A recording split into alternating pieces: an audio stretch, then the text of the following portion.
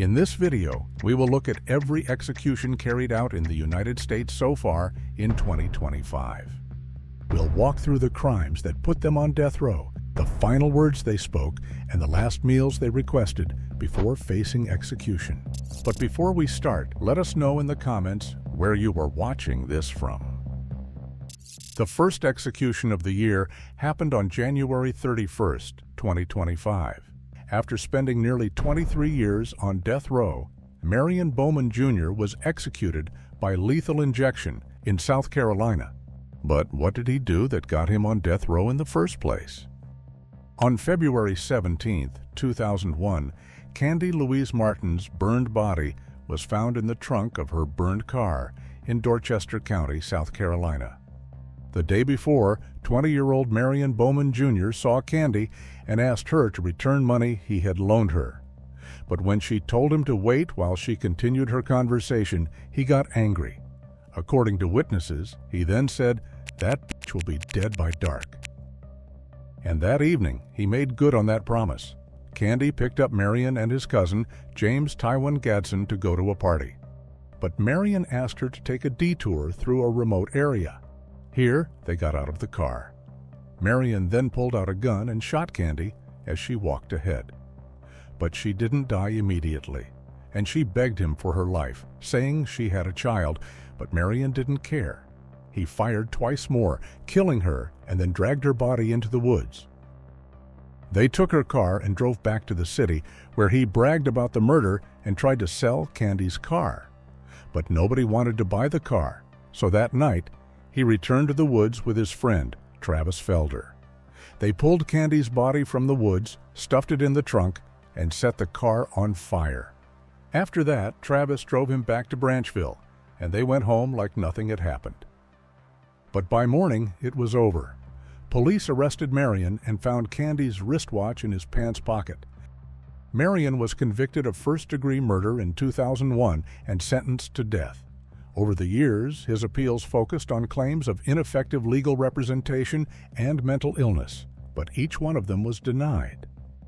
On January 31, 2025, Marion was executed by lethal injection at Broad River Correctional Institution. In his prepared last words, he said, "I did not kill Candy Martin. I'm innocent of the crimes I'm here to die for. I know that Candy's family is in pain. They are justifiably angry.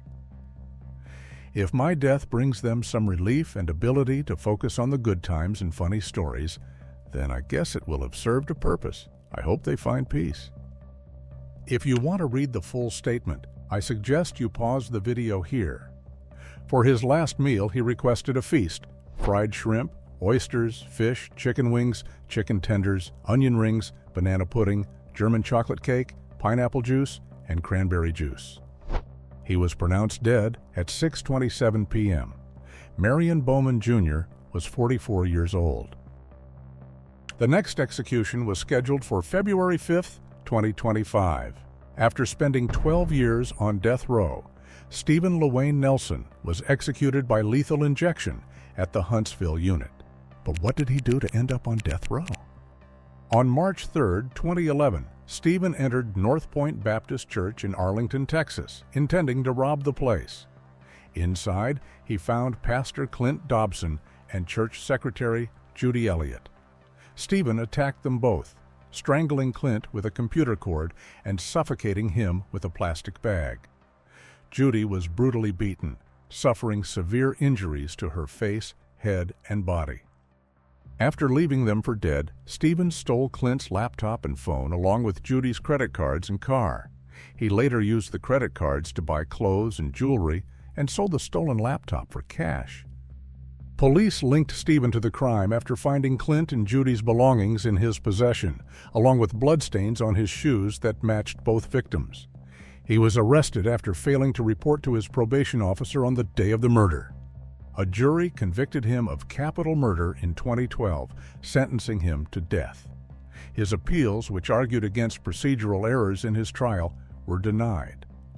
While awaiting trial in jail, Stephen was known for violent outbursts, including breaking prison property and threatening officers.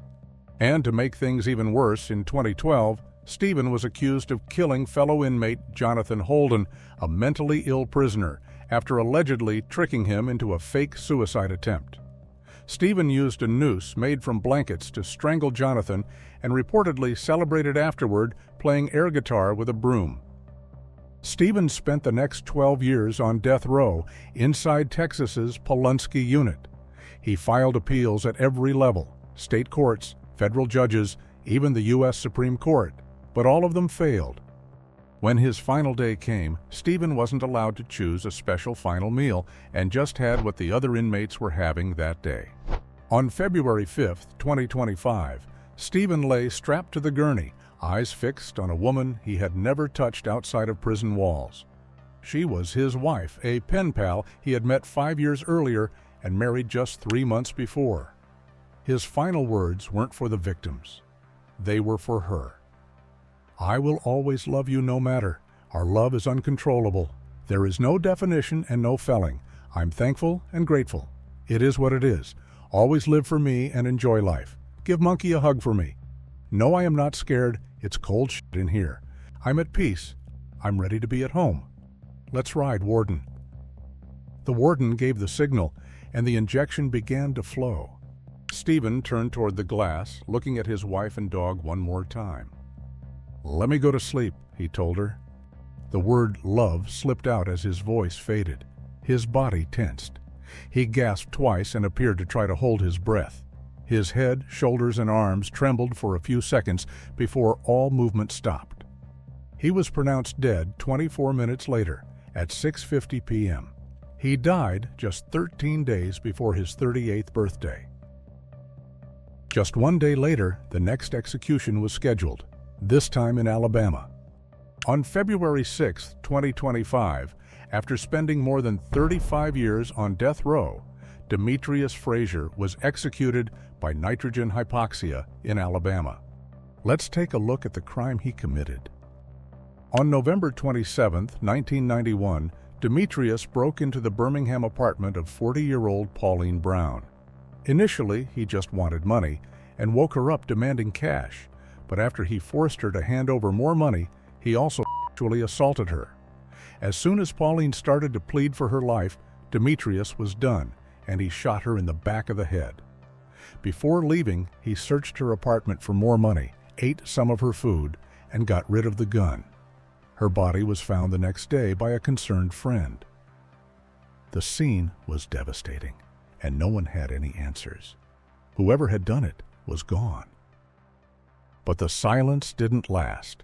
A few months later, on March 8, 1992, in Detroit, Demetrius struck again. That day, 14-year-old Crystal Kendrick was found dead inside an abandoned house. The place was gutted, cold, stripped of anything useful, and forgotten by nearly everyone. But that afternoon, Crystal was trapped inside it. She'd run away from home again. And this wasn't the first time. Her life had started falling apart ever since her mother spiraled into addiction and vanished from her world.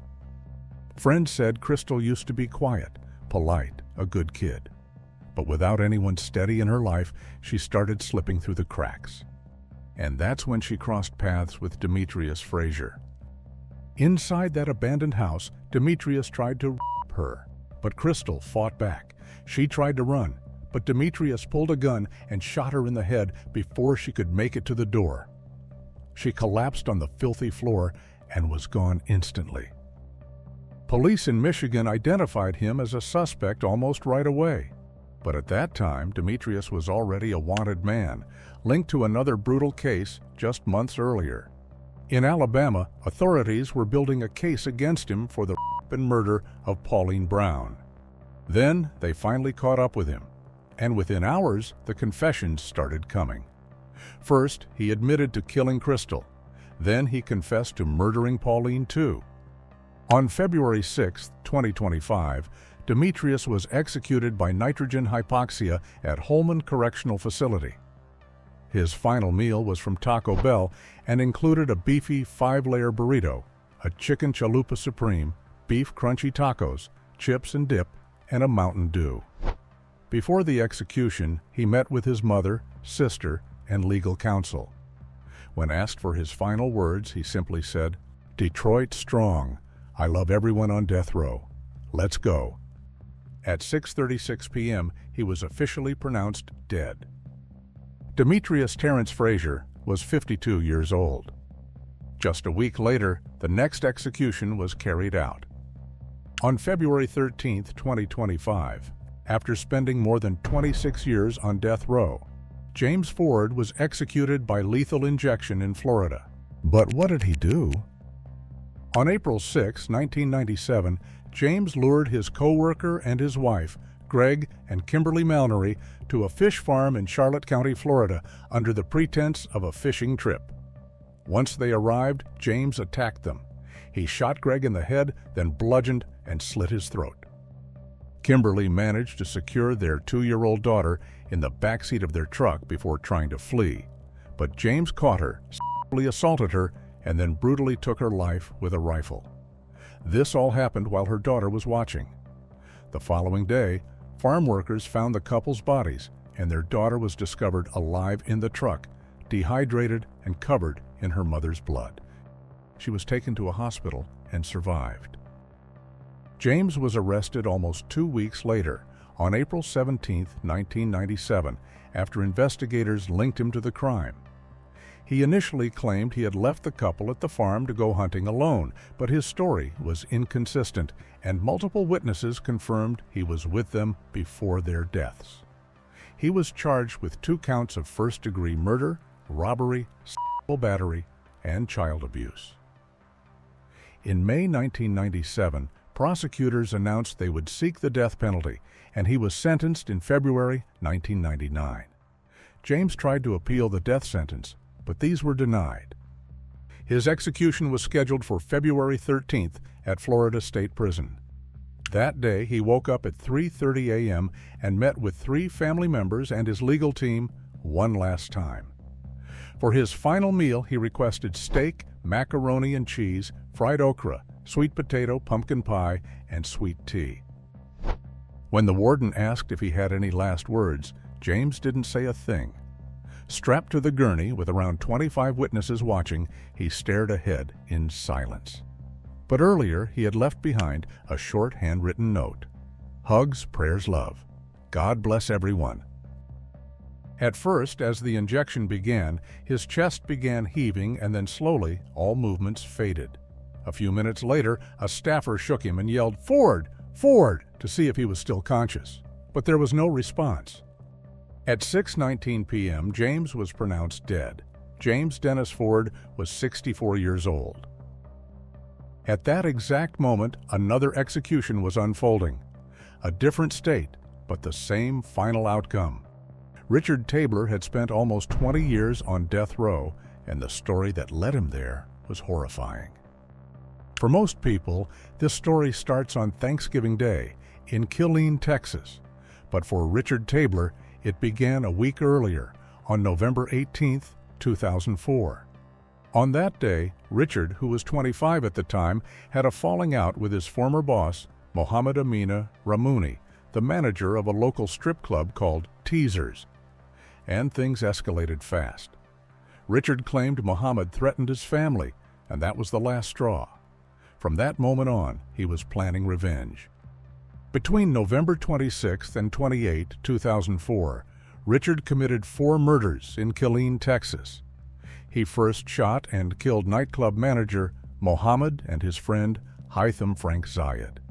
And 2 days later, he lured 16-year-old Amanda Benefield and 18-year-old Tiffany Dotson to a lake where he shot them multiple times. Richard later called the police to taunt them and threatened further killings if the nightclub was not shut down. Richard was arrested on November 28, 2004, for unrelated charges, but quickly became a suspect in the murders. He confessed while in custody and was charged with capital murder. He was sentenced to death in 2007. On February 14, 2025, just 8 days after his 46th birthday, Richard was executed by lethal injection at the Huntsville unit. He wasn't allowed to choose a special last meal and ate off the menu. In his final statement, he addressed the families of his victims, saying, There is not a day that goes by that I don't regret my actions.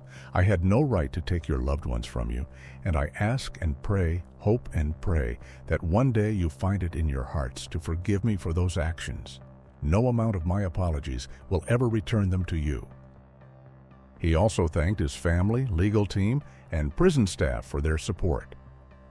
If you want to read his full statement, I suggest you pause the video here. After apologizing several more times and saying this was the beginning of a new life for him in heaven, he told the warden, "I am finished." As the drugs began to flow, he mouthed once again, "I'm sorry," then began breathing quickly. After about a dozen breaths, all movement stopped. He was pronounced dead at 6:38 p.m. Richard Lee Tabler was 46 years old. On March 7, 2025, after more than 20 years on death row, Brad Keith Sigmon was executed by firing squad. But to understand how he ended up strapped to a chair with a hood over his head, we have to go back, way back. On April 27, 2001, Brad murdered his ex-girlfriend's parents, David and Gladys Lark, in Taylor, South Carolina. After his 3-year relationship with Rebecca Barbera ended, Brad became obsessed, stalking her and trying to win her back. The night before the murders, he consumed alcohol and cocaine, and the next morning, he told a friend he planned to tie up Rebecca's parents and confront her, but his friend backed out. Brad entered the Larks' home alone and attacked them with a baseball bat, repeatedly striking their heads until their skulls were crushed. He then stole a gun and waited for Rebecca to return. When she arrived, Brad forced her into a car at gunpoint. He intended to take her to North Carolina, but she escaped by jumping out and running. Brad fired at her but missed. After she got away, he fled the scene. 11 days later, Brad was captured in Gatlinburg, Tennessee, and extradited to South Carolina. The jury sentenced him to death, rejecting his defense's argument that his drug use and emotional distress warranted leniency. His appeals were repeatedly denied, with his final appeal rejected by the U.S. Supreme Court in 2021. Then, on March 7, 2025, the moment finally came. For his final meal, Brad requested 4 pieces of fried chicken from KFC with green beans, mashed potatoes, biscuits, cheesecake, and a sweet tea. He asked for enough to share with other inmates, but reports varied as to whether this request was granted. At 6 p.m., Brad was strapped into the execution chair inside the Broad River Correctional Institution. He said he wanted his final statement to be one of love and a calling to my fellow Christians to help us end the death penalty. An eye for an eye was used as justification to the jury for seeking the death penalty, he said. At that time, I was too ignorant to know how wrong that was. Why? Because we no longer live under the Old Testament law, but now live under the New Testament. He then quoted several Bible passages that emphasize forgiveness and the law. Nowhere does God in the New Testament give man the authority to kill another man, he said. After his final statement, a hood was placed over his head and a target strapped over his heart. He made several heavy breaths during the 2 minutes from when the hood was placed over his head to the shots being fired. The execution was carried out by a firing squad armed with rifles loaded with .308 Winchester rounds, ammunition known for its devastating impact, and they are designed to fragment on contact. A direct hit to the heart could end a life in seconds. The curtains opened at 6:01 p.m., and at 6:05, the trio fired from 15 feet away without any warning. Just before the rifles cracked, some believed he mouthed the words, "I'm okay," to his attorney. Then came the shots. His arms jerked tight the moment the bullets hit, and the paper target snapped clean off his chest. For a second, it looked like he was still breathing, 1, maybe 2 shallow pulls of air, while a dark red bloom spread beneath the wound. His chest shifted slightly. Then, everything went still. About a minute later, a doctor stepped forward, leaned in, and checked for signs of life. 90 seconds passed before he looked up, and at 6:08 p.m., he gave the word. Brad Keith Sigmon was pronounced dead. Brad was 67 years old, the oldest person executed in South Carolina since the death penalty returned. The next execution was scheduled for March 18th. After spending 26 years on death row, Jessie Dean Hoffman Jr. was executed by nitrogen hypoxia in Louisiana, a method never before used in the state. But before we discuss his final moments, let's go back to Thanksgiving morning, November 28, 1996, when a duck hunter made a horrifying discovery in St. Tammany Parish. Lying on a makeshift dock near the Middle Pearl River was the naked body of a young woman who had been shot in the head. Later that day, her husband identified her as Mary Molly Elliott, a 28-year-old advertising executive. He had reported her missing the night before when she never came home from work, and he had spent hours calling, searching, and hoping for any news. But this was the worst possible outcome. That night, police reviewed surveillance footage from a nearby ATM, and they found Mary on camera. She was visibly terrified, and it looked like she was forced to withdraw cash. Standing beside her was an 18-year-old valet who was later identified as Jesse Hoffman. When officers brought him in, he first lied about what happened, and then he changed his story, but eventually he confessed. He said that he had kidnapped Mary at gunpoint, drove her across parish lines, and assaulted her. Then, at the edge of the Middle Pearl River, he made her kneel and shot her in the head. Mary died alone in the cold, and Jessie just went back to work like nothing had happened. On September 11, 1998, the jury found Jessie guilty of first-degree murder, and just 2 days later, they delivered their final decision, a unanimous death sentence. On March 18, 2025, Jesse Dean Hoffman Jr. became the first person in Louisiana executed in over 15 years. Before his execution, he didn't say a word. No final statement, no apology. He also turned down the option of a special last meal, choosing instead to face death without ceremony. Among the witnesses that day was Jesse's wife, Ilona. She had married him while he was already behind bars, standing by him through years of confinement. To her, the system had failed Jesse long before it ever sentenced him to die. As a child, he was left without the safety or guidance every kid deserves.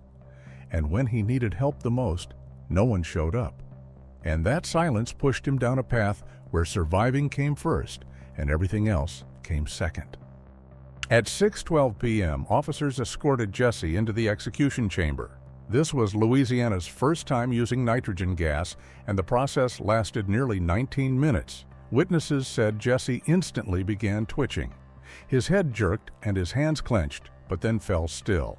A state official later confirmed the motion, but emphasized that the execution went mostly as expected. He was pronounced dead at 6:50 p.m.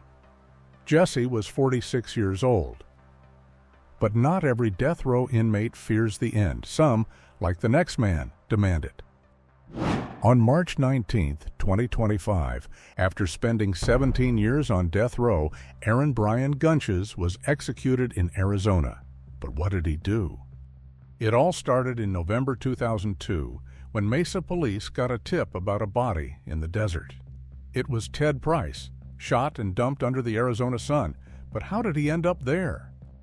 Days earlier, Ted had been staying at his ex-wife Catherine's place, hoping to get back on his feet. But the peace didn't last. They fought a lot, and eventually she once hit him in the face with a phone. Something in Ted shut down. He didn't fight back. He just stood there, dazed, slow, out of it. And that night, Catherine's new boyfriend, Aaron Gunches, walked through the door. Instead of calling 911 or getting help, Aaron told Catherine and her two roommates to put Ted in the car. He claimed he'd take him to the bus station, get him out of town. Ted sat in the back, silent. They wanted to believe he'd be okay, but they didn't ask questions. At the station, Aaron realized he had no money for a ticket, so he had to come up with a different plan. He told Jennifer to keep driving, farther, out past the city, down a dirt road, empty and dark. Then the shots came fast, 3, then one more. When it was over, Ted was face down in the dust, dead. But the truth unraveled fast. Catherine and her roommates talked, and Aaron was arrested. In 2004, he pled guilty to murdering Ted. He offered no defense, and in 2008, the state gave him death. While most death row inmates spend years fighting to escape execution, Aaron did the opposite.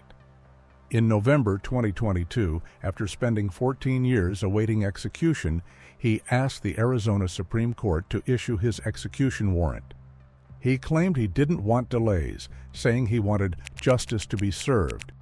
Aaron had grown tired of the delays, and once again he demanded to be executed, making it clear that he wanted no more legal obstacles. This time, the state didn't hesitate. The Arizona Supreme Court set March 19th as his official execution date, and there would be no last-minute changes.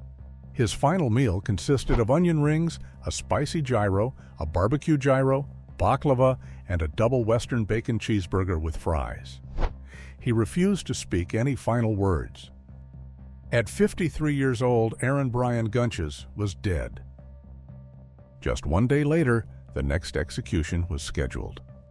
On March 20th, 2025, after spending 20 years on death row, Wendell Arden Grissom was executed by lethal injection.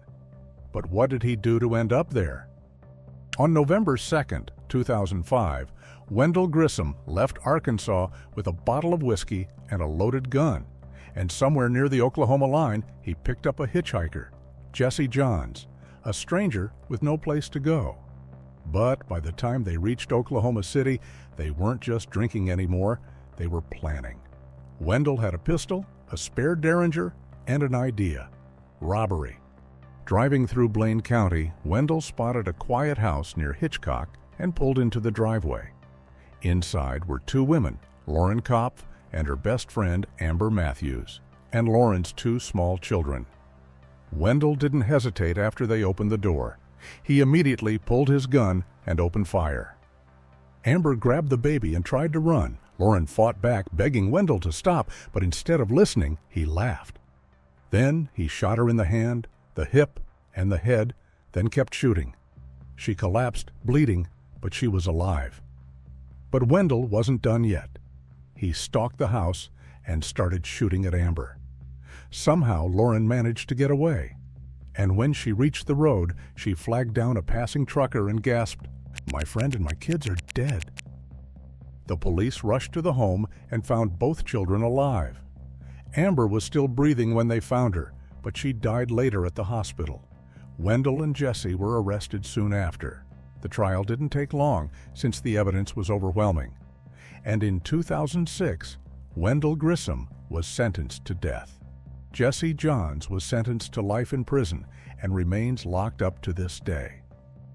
Wendell's execution was set for March 20th, 2025. His final meal consisted of a Canadian Bacon Supreme pizza, a pint of vanilla ice cream, and a pint of Coca-Cola. In his final statement, he asked for forgiveness from the family of the woman he murdered. "I apologize to all of you that I've hurt." At 10:13 a.m., Wendell was pronounced dead. He was 56 years old. Just hours later, another man was preparing for his final walk, this time in Florida. On March 20th, 2025, Edward Thomas James was executed by lethal injection after spending nearly 3 decades on death row. But what did he do? On the night of September 19th, 1993, Eddie showed up at a house party just 2 blocks from where he was staying. He drank, laughed, and blended in like nothing was wrong. And by 10:30 p.m., he was clearly drunk. After most of the guests had gone home, he refused a ride and told everyone he was fine. But he wasn't. Before he went home, he used 10 hits of LSD. Then he kept moving, and by the time Eddie walked through Betty Dick's front door, something in him had already turned. Betty was his mother figure and his landlord, and inside the house, she and 4 of her grandchildren were sound asleep. After he stepped inside, he wrapped his hands around Toni Neuner's neck and squeezed. Eventually, he let go, thinking she was dead. He then dragged her to his room, undressed her, assaulted her, and pushed her between the bed and the wall. Tony didn't scream. She never woke up, and she slowly suffocated. But still, Eddie wasn't finished. He burst into Betty's bedroom and hit her with a candlestick. She woke up and screamed, "Why, Eddie, why?" But he kept hitting her. 9-year-old Wendy woke up and ran in, only to see her grandmother being stabbed. When he was done, he took a shower, packed his bags, and stole Betty's purse, jewelry, and car. And by the time police found the bodies, Eddie was gone. For nearly 3 weeks, he stayed on the run until a viewer of America's Most Wanted spotted him in Bakersfield, California. He was arrested on the spot, and on August 18, 1995, Eddie was sentenced to death. On March 20, 2025, inside Florida State Prison, the state carried out his execution. Eddie had no visitors on the last day of his life and gave no final statement.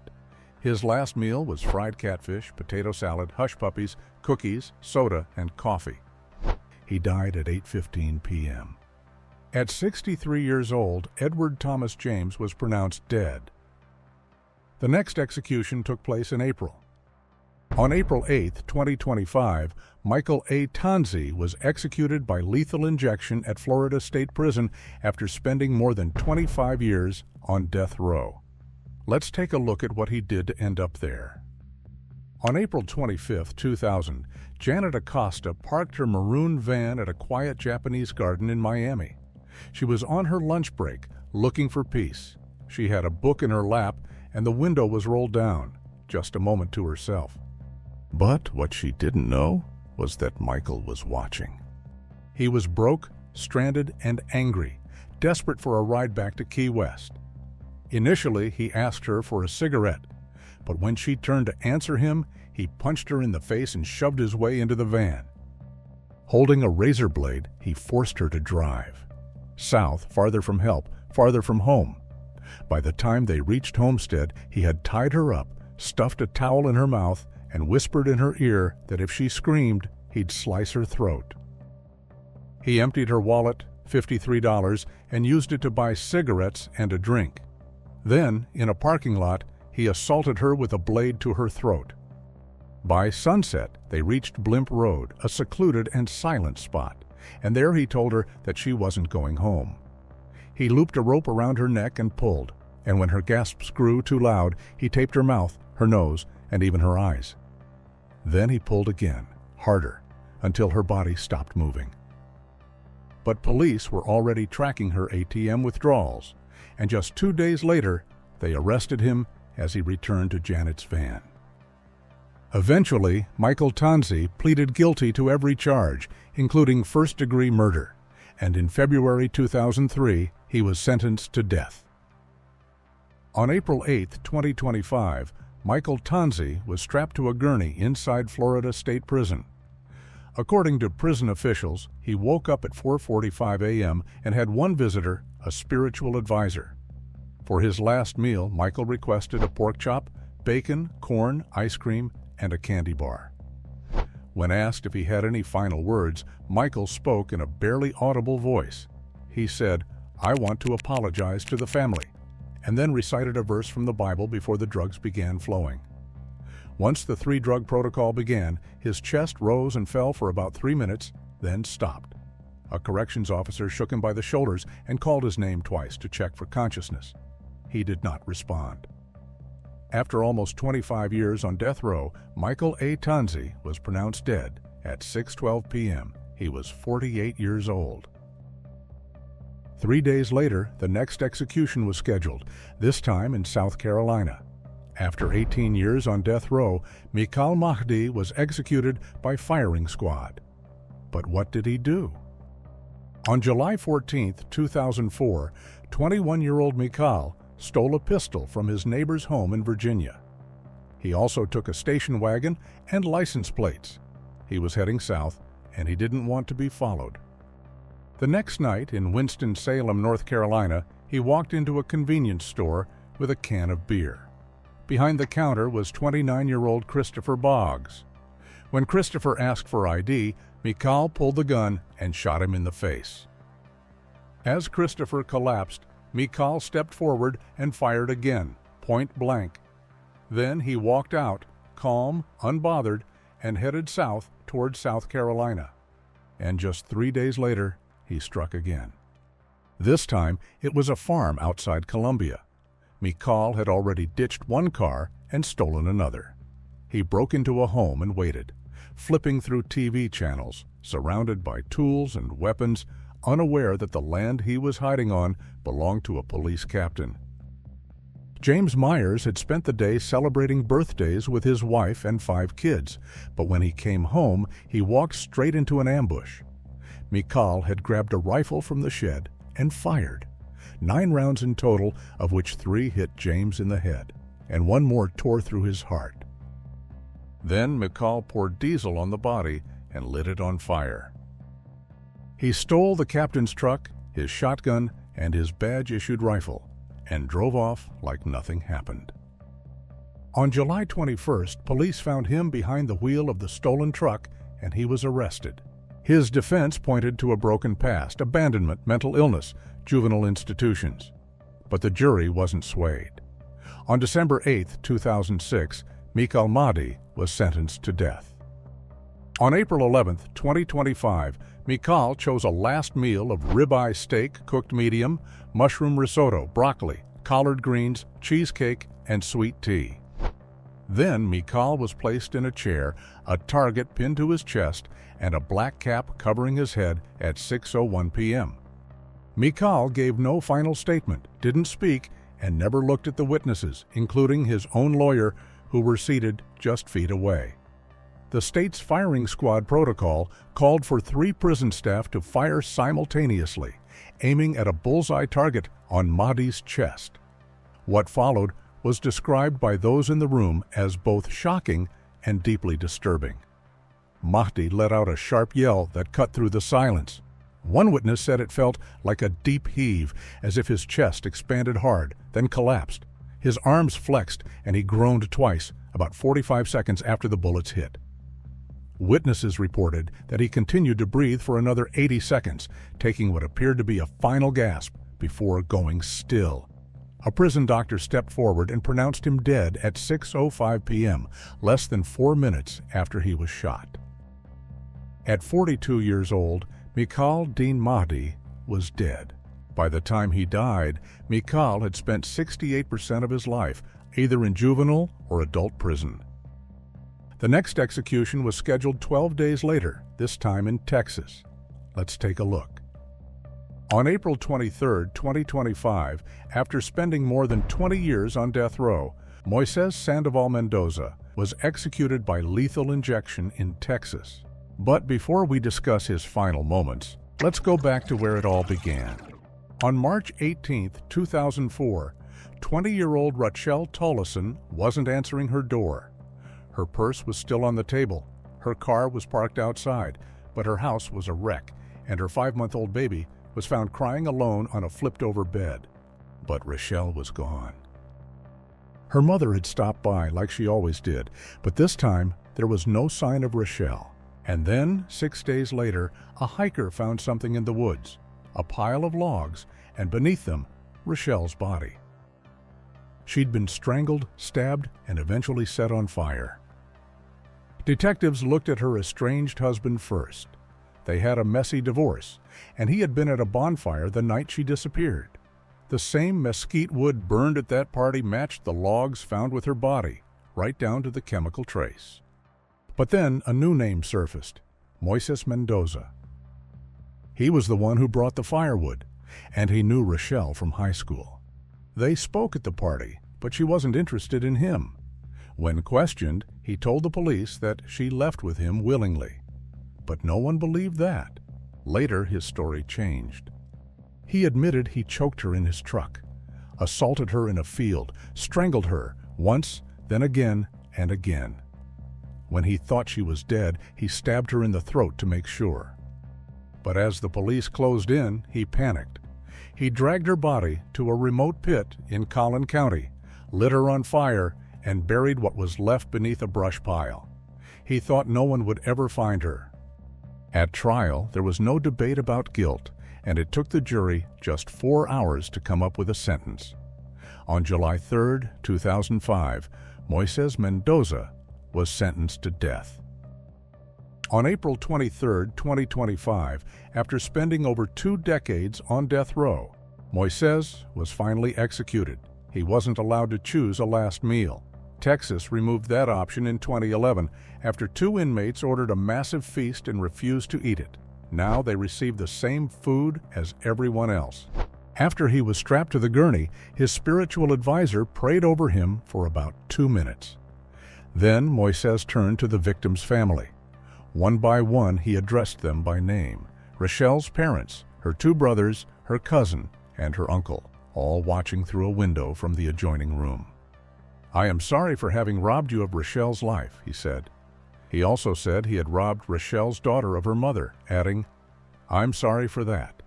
I know nothing I could ever say or do would ever make up for it. I want you to know that I am sincere. I apologize." Her daughter wasn't present, but his words were directed to her anyway. Then, turning toward another window, he spoke in Spanish to his wife, sister, and 2 friends who sat watching. "I love you, I am with you, I am well and at peace," he said. "You know that I'm well, and everything is love." At 6:21 p.m., the drugs began to flow. Moises let out 2 loud gasps, then began to snore. After about 10 snores, his body fell still. He was pronounced dead at 6:40 p.m. At 41 years old, Moises Sandoval Mendoza was dead. Just 1 day later, James Osgood was executed by lethal injection after spending more than a decade on death row. But to understand how James ended up on death row in the first place, we need to go back to October 2010, when everything started. On October 13, 2010, Tracy Brown didn't show up for work, and when calls and texts went unanswered, her boss asked for a welfare check. Her landlord opened the door and immediately froze. Tracy was lying naked on the bedroom floor, her throat slit so deep it left no doubt. This wasn't a suicide. It was a brutal, deliberate murder. Detectives quickly pieced together her final day.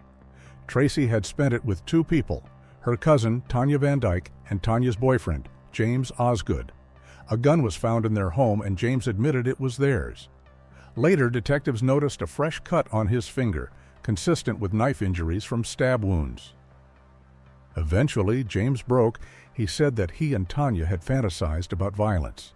They watched crime shows and talked about torturing someone. At first, they imagined a stranger, but instead, they chose someone they knew. They chose Tracy. James choked her from behind. Then they dragged her to the bedroom. Here, James forced Tracy to perform acts while Tanya held a gun. And when Tracy tried to run, James dragged her back by her hair. Then he pulled a knife from his sock, slashed her throat, and stabbed her in the back. He then just kept cutting her, and as she bled out, he whispered, "It's nothing against you. Just stop fighting. Let go." Tanya took a plea deal. She pleaded guilty in order to avoid the death penalty and was sentenced to life in prison instead. She remains incarcerated to this day. James was charged with 2 counts of capital murder, one for On June 13, 2014, the jury found him guilty and sentenced him to death. On Thursday, April 24, 2025, his final day came. He ate breakfast and snacks, but refused lunch. For his final meal, he requested pizza. At 6:09 p.m., the curtain to the execution viewing room opened. James was already strapped to the gurney. At 6:11, he spoke his final words. "I have not said her name since that day. Tracy, I apologize." Then he turned to the people watching, his loved ones, and offered them quiet gestures. At 6:12, he sat upright and made hand signs, 143, code for "I love you." At 6:15, he laid his head down. He took slow, deep breaths as the drugs entered his system. And just moments later, a guard performed the routine consciousness check, calling his name, pinching his arm, flicking his eyelid. James did not respond. By 6:18, his breathing stopped, and at 6:35 p.m., James Osgood was pronounced dead. He was 55 years old. The next execution took place in May. On May 1st, 2025, after spending more than 20 years on death row, Jeffrey Glen Hutchinson was executed by lethal injection in Florida. But what did he do? On the night of September 11, 1998, in a quiet neighborhood in Crestview, Florida, 4 lives were wiped out in just minutes. Inside a modest home, a woman and her 3 children were shot in the head, execution style. There was no struggle, no warning, and no mercy. And the killer wasn't a stranger. It was Jeffrey Hutchinson, a former Army Ranger Gulf War veteran, and the man who lived with them. He was Renee Flaherty's boyfriend, the same guy who helped her raise her kids, Jeffrey, Amanda, and Logan. They trusted him, and then one night, he murdered them. Earlier that evening, nothing seemed off, until Jeffrey and Renee got into a fight, a bad one. Afterward, Jeffrey had packed some things, grabbed his guns, and left. Renee thought it was over, but it wasn't. Jeffrey went to a nearby bar and started drinking, ranting to the bartender about needing to cool off.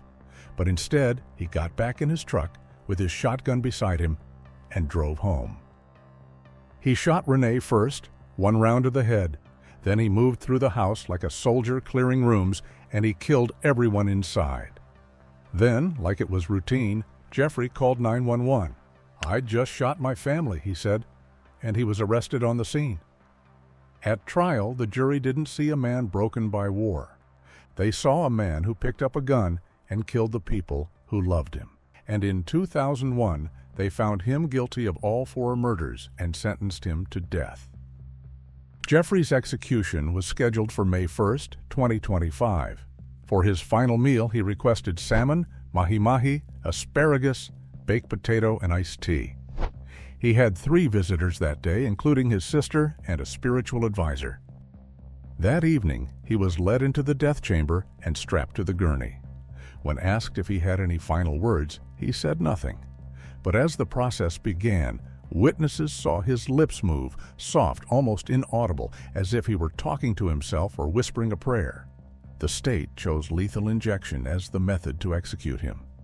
His legs shook sporadically, and he seemed to have body spasms for several minutes before falling still. The process took a little more than 15 minutes. He was declared dead at 8:15 p.m. Jeffrey Hutchinson was 62 years old. 2 weeks later, the next scheduled execution drew far more attention. This time, it was in Florida, and the man at the center of it was serial killer Glen Rogers. Known as the Casanova Killer or the cross-country killer, Glen targeted women who trusted him, mostly redheads like his mother. His first victim was 71-year-old Mark Peters in Ohio, an elderly man who offered him a place to stay when no one else did, but ended up bound and left to rot in a Kentucky cabin. Then it went fast. He first targeted Sandra Gallagher, a mother of 3 in California. She was strangled and set on fire in her truck. His next victim was Linda Price in Mississippi, who was found stabbed to death and left in a blood-smeared bathtub. Then came Tina Marie Cribbs in Florida. She was found dead in a motel room after offering Glen a ride. And eventually, Andy Sutton in Louisiana, butchered in her own bedroom after inviting him back into her life. Each murder was personal, brutal, and calculated. And by the time Glen was caught, he was likely already on his way to kill again. He thought he was careful by moving states after each murder. But his trail was longer and bloodier than he realized, and eventually, states started talking to each other. By late 1995, America's Most Wanted aired his face. Papers ran his photo nationwide, and detectives began showing up at carnivals, asking workers if they'd seen him. And on November 9th, his run was over. In 1997, he stood trial for Tina Marie Cribbs's murder in Florida, and the jury sentenced him to death. 2 years later, California convicted him for the murder of Sandra Gallagher, and here he received another death sentence. With that, Glen Rogers became one of the rare inmates facing execution in 2 different states.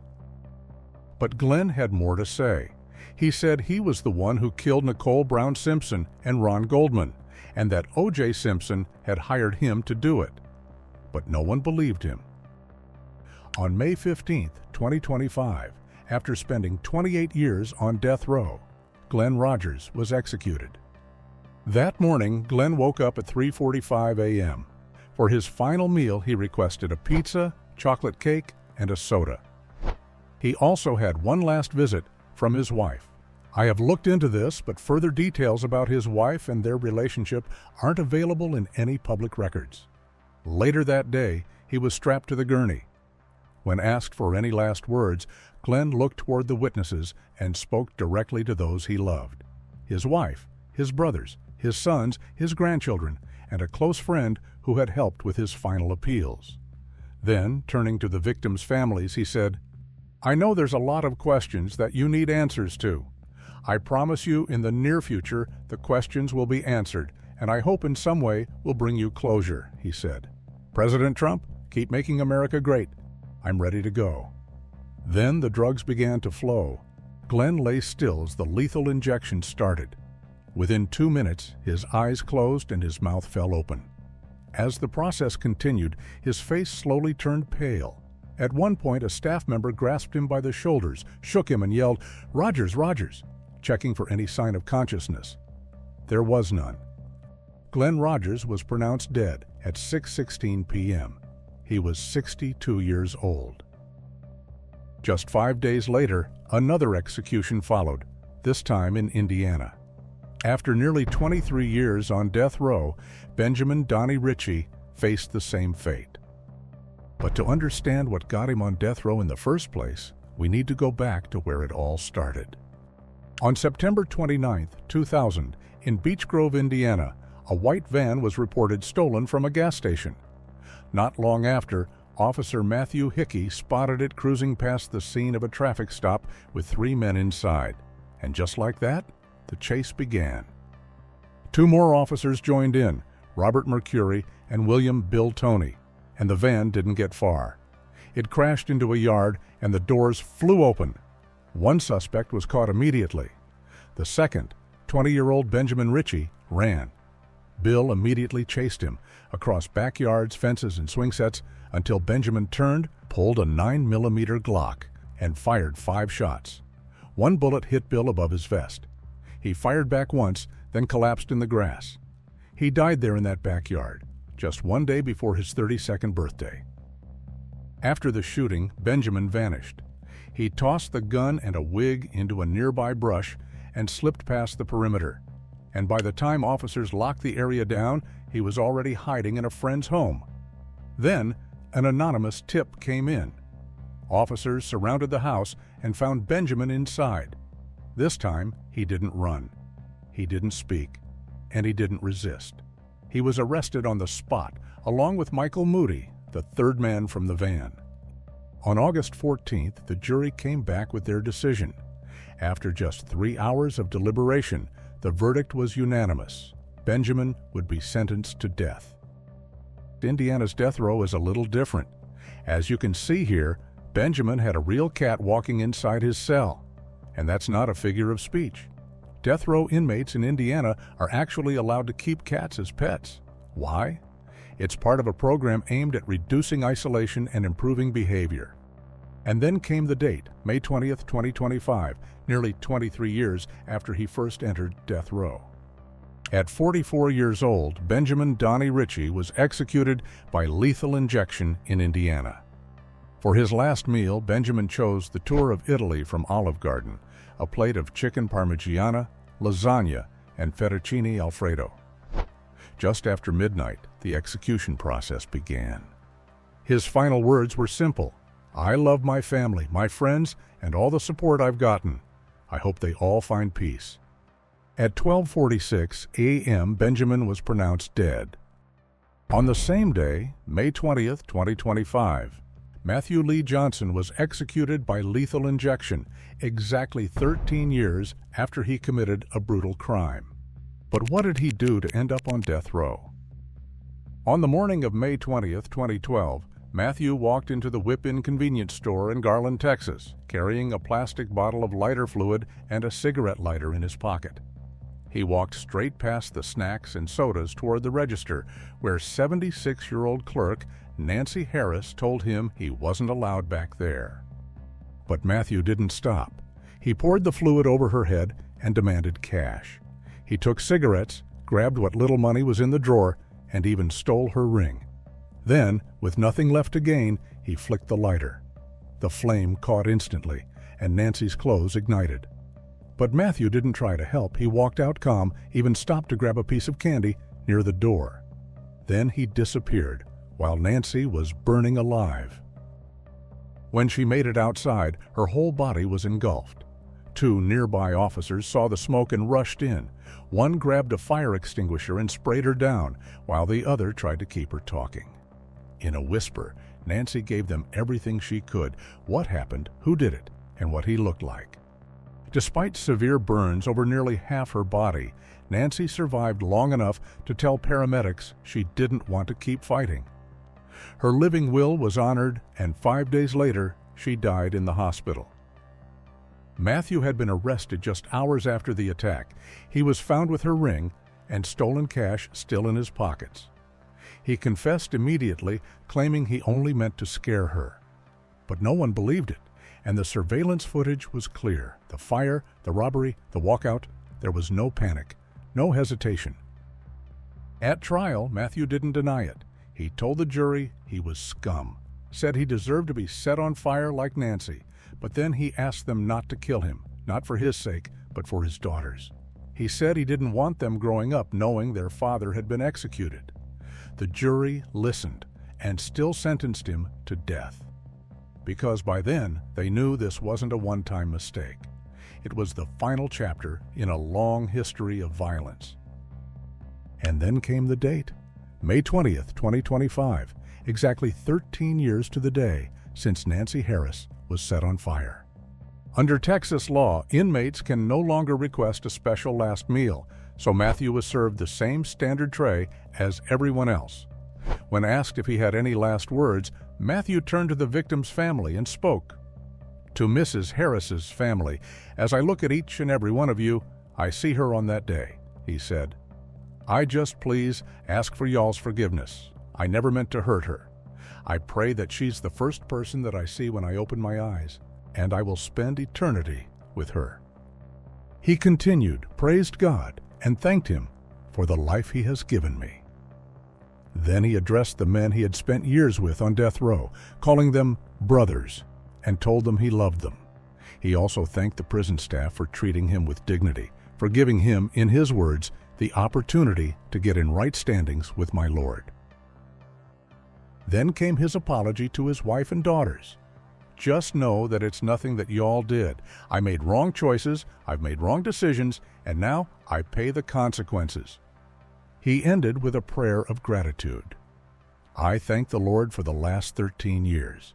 He has given me the opportunity to ask for His forgiveness, and I thank Him for His redemption," he said. "Welcome me, Father. Thank each and every one of you for being here. I'm done, Warden." Matthew received a lethal injection shortly after 6 p.m. inside the Huntsville unit. He gasped several times, then began making low, snoring-like sounds. Within a minute, all movement stopped. He was pronounced dead at 6:53 p.m. Matthew Lee Johnson was 49 years old. The next execution was set for just 2 days later, this time in Tennessee. On May 22, 2025, after almost 35 years on death row, Oscar Franklin Smith was executed by lethal injection in Tennessee. Let's go back and look at how this case unfolded. It was just after 11:20 p.m. on October 1, 1989, when a terrified 911 call came into Nashville Dispatch. "Help me," pleaded Jason Burnett. In the background, his brother screamed, "Frank, no! God help me!" Then came silence. Jason managed to get out one last thing, 324 Luty Street. And then the line went dead. Officers responded within minutes, but when no one answered the door and nothing seemed out of place, they left. But inside, the horror waited. The next afternoon, police returned after a neighbor called in. This time they went inside and found 3 bodies: Judy Smith and her sons, Chad and Jason. Blood soaked the kitchen and the furniture was overturned. Chad had been shot 3 times and stabbed repeatedly. Judy had been shot, stabbed, and slashed. Jason hadn't been shot, but he was stabbed so violently his internal organs were exposed. All 3 had fought for their lives, but none of them made it. There was no sign of forced entry, but the back door was open. Bullet holes marked the walls. A .22 caliber casing was found near the den, and blood trails stretched from room to room. The gun and knife were gone, but one weapon had been left behind, a blood-covered awl. And then there was the print. A palm mark in blood pressed into the bedsheet beside Judy's body. What stood out wasn't just the blood, it was what was missing. 2 fingers. Just like Oscar Franklin Smith, Judy's estranged husband.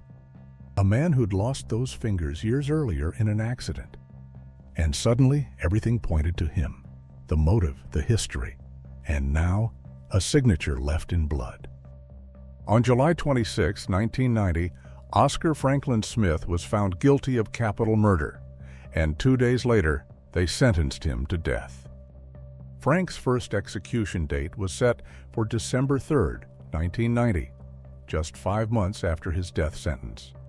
But the appeals came fast, and everything was put on hold. For more than 3 decades, he stayed on death row while his legal team fought to overturn the case. They challenged evidence, filed motions, and pleaded for more time. But none of it worked. In 2022, Tennessee gave him a new date, April 21st. For what he believed would be his last meal, he ordered a double bacon cheeseburger, deep dish apple pie, and vanilla bean ice cream. But just hours before the injection, Governor Bill Lee issued a surprise reprieve. The execution was called off after officials discovered the drugs hadn't been properly tested for endotoxins. That mistake halted every execution in the state for the rest of the year. Tennessee's Department of Corrections spent the next 2 years overhauling the protocol. For the 4th time in 35 years, Frank faced the clock again. His new date, May 22, 2025. And just like before, he was allowed to request a final meal. This time, he asked for hot dogs, tater tots, and apple pie with vanilla ice cream. On the morning of his execution, Frank lay strapped to the gurney, his hands still and eyes open. His spiritual advisor stood nearby, softly praying and singing the hymn, "I'll Fly Away." At 10:32 a.m., the curtain separating the execution chamber from the witness room was drawn back. In those final moments, Frank spoke quietly with the advisor. "I didn't kill her," he said. 2 IV lines had been placed in Frank's right arm. When asked for his final words, he took his time, speaking for nearly 3 minutes. "Somebody needs to tell the governor the justice system doesn't work," he said. "He's the last word, the last person to give justice where justice is needed. Too many innocent people are being killed." His tone hardened. "He needs to quit. Get a backbone," he said. "Our justice system is broken, and he has the power to stop this." He looked out toward the witnesses. "We have more men waiting to die at Riverbend. I won't be the first, and I won't be the last." As the pentobarbital began flowing through the IV lines, Frank kept speaking, but his voice grew weaker. By 10:38 a.m., he was struggling to form words, then stopped speaking altogether. His stomach was rising and falling slowly, and it looked like he fell asleep. At 10:47 a.m., he was declared dead. Oscar Franklin Smith was 75 years old. The next execution took place in June. On June 10, 2025, after more than 30 years on death row, Anthony Floyd Wainwright was executed by lethal injection in Florida. But what did he do to end up on death row? It all started on April 27, 1994, when Carmen Gayhart didn't show up to pick up her 2 kids from daycare. She was 23 years old, a nursing student in Lake City, Florida, and a mother of 2 young children aged 5 and 3. But that afternoon, she disappeared without a trace. Just 2 days before Carmen vanished, Anthony Wainwright and Richard Hamilton broke out of a minimum security prison in North Carolina. One was doing time for burglary, the other for armed robbery. But they weren't interested in finishing their sentences. They stole a Cadillac, broke into a home, grabbed 2 rifles, and headed south toward Florida, armed, reckless, and already on the edge of violence. In Lake City, their stolen car gave out, overheated and useless. That's when they saw Carmen, 23 years old, loading groceries into her Bronco in a Winn-Dixie parking lot. They pulled a gun and forced her into the vehicle. Hours later, deep in the woods behind a truck stop, both men raped her. And afterward, Anthony strangled her with his bare hands, then shot her twice in the head. Insurance, in his words. They left her in the dirt like she was nothing and drove off in her car. The next day, a state trooper spotted the Bronco in Mississippi. In custody, they talked, but both blamed the other one for the killing. But where was the body? Eventually, Richard drew a map to the location where they dumped the body, and on May 2nd, deputies found Carmen's body, decomposed, discarded, and buried under brush. Her hyoid bone was broken, and her teeth were scattered in the dirt. It confirmed what investigators already feared. Carmen had fought for her life and lost. Back in Florida, prosecutors offered Anthony a deal, no death penalty if he told the full truth and passed a polygraph. But after 2 weeks of interviews, he finally admitted to the and refused the test. Then came the DNA results. His fluid was found in Carmen's car. The deal was gone. In May 1995, both men were convicted of first-degree murder, kidnapping, and robbery. 2 juries, 2 death sentences, and not once did either of them show remorse. Then, on January 13, 2023, the case quietly closed for one of them. Richard Hamilton died in prison of natural causes at the age of 59. The official cause of death was never made public, but after nearly 30 years on death row, his time ran out before the state ever carried out the sentence. Then, after spending more than 30 years on death row, Anthony's final day came. On the morning of June 10, 2025, he woke up around 3:30 a.m. inside Florida State Prison. Officials offered him a last meal, but he politely declined. According to the Reverend, Anthony was very afraid of what was coming. While strapped to the gurney, he was asked if he had any final words. Anthony turned to the victim's family first.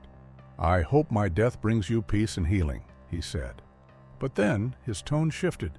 He called his court-appointed attorney Florida's worst and said the justice system in the state was broken beyond repair.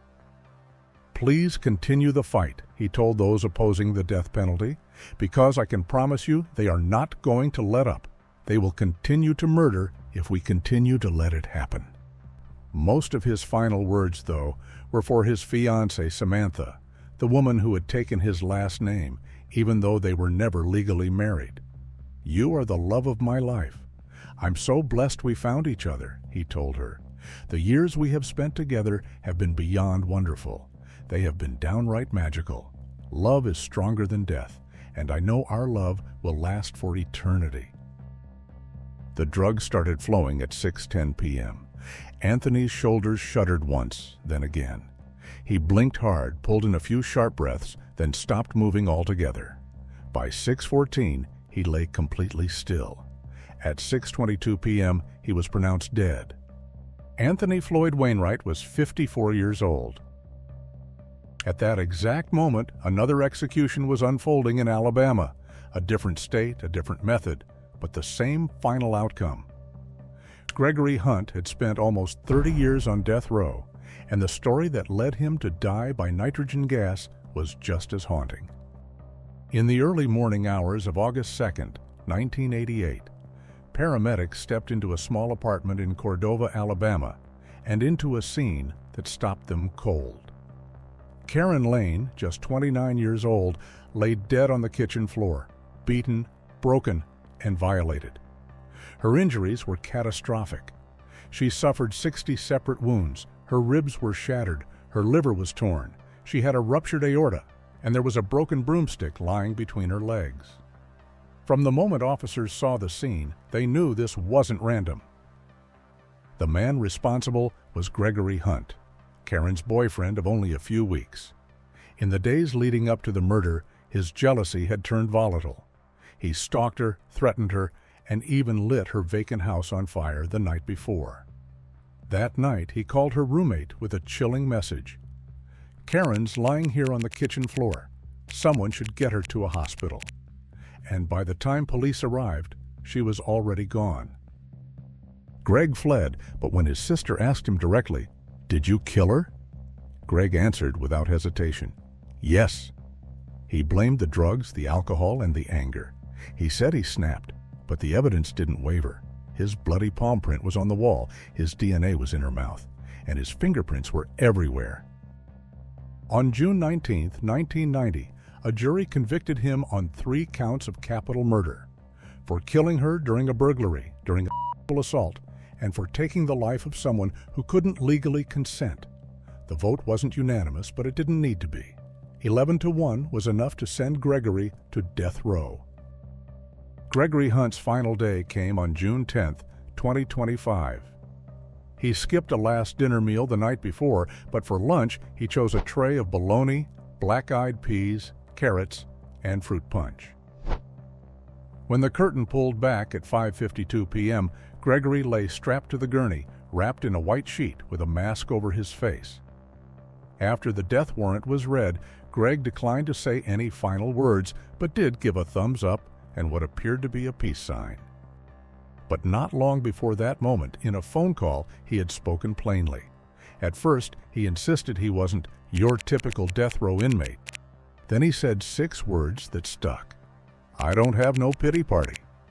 He paused, then added, "You know, I'm just battling until I get a break, or they snuff my light out." When asked about the crime itself, his voice changed. "I can't explain what happened," he said quietly. "All I can say is that she didn't deserve what happened to her." On the night of June 10th, the gas started flowing sometime after 5:55 p.m. At 5:57, Greg briefly shook, gasped, and raised his head off the gurney. He let out a moan at about 5:59 p.m. and raised his feet. Then he took a series of 4 or more gasping breaths with long pauses in between. And by 6:05 p.m., he stopped moving altogether. His left fist remained clenched long afterward. Gregory Hunt was pronounced dead at 6:26 p.m. Gregory Hunt was 65 years old. Just 2 days later, the next inmate was strapped to the gurney, this time in Oklahoma. More than 25 years after he committed a brutal crime, George John Hansen was executed by lethal injection. Let's take a look at what he did. On the evening of August 31, 1999, 77-year-old Mary Bowles was just trying to load her car outside Tulsa Promenade Mall. A retired banker and longtime hospital volunteer, she had no idea 2 armed men were watching her, waiting. Their names were George John Hansen, also known as John Fitzgerald Hansen, and Victor Miller, and by that point, they had already robbed 2 liquor stores and now needed a clean vehicle to keep going. Victor took the wheel while John forced Mary into the back seat at gunpoint. They headed north into the dark, pulling off the road near Owasso and into a dirt pit. But someone was already there, Gerald Thurman, a trucking company owner. Victor shot Gerald 4 times and left him bleeding on the ground. The 2 men kept driving with Mary still in the car. Somewhere along a quiet rural road, they pulled over, dragged her out, and John shot her multiple times. Her body was left beneath a pile of branches. Gerald was found first, still alive, but he died 2 weeks later without regaining consciousness. Mary's body wasn't discovered until a week after the shooting. In the meantime, John and Victor kept moving, using her car to check into a motel, robbing stores, and staying 1 step ahead, until Victor's wife tipped off the police. Officers arrested them at an Econo-Lodge in Muskogee, finding the murder weapons hidden in the toilet tank. Forensics confirmed their prints in Mary's car, and a witness, John's friend, testified that John had bragged about the killings. Both men were charged with 2 counts of murder and federal robbery. John went to trial in May 2001. The jury found him guilty and recommended death for Mary's murder and life without parole for Gerald's. He was transferred to federal prison to serve his robbery sentence while awaiting execution. Victor's trial came next. He had already served time for murder before, but this time the evidence was overwhelming. Like John, he received death for Mary and life for Gerald. But Victor appealed his death penalty successfully, and he was sentenced to life instead. He remains in prison to this day.